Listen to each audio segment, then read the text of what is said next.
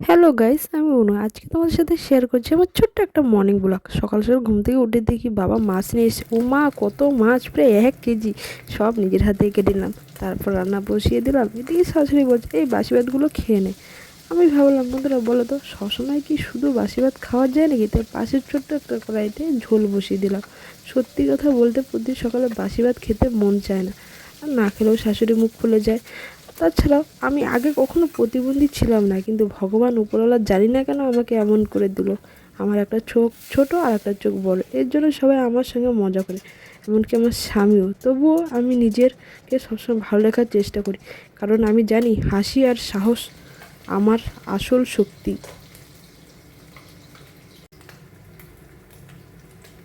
এদিকে কথা বলতে আমার রান্না কমপ্লিট হয়ে গেলো। তো বাসি ভাতগুলো দেখছি গন্ধ হয়েছে, হ্যাঁ একটু একটু গন্ধ হলো।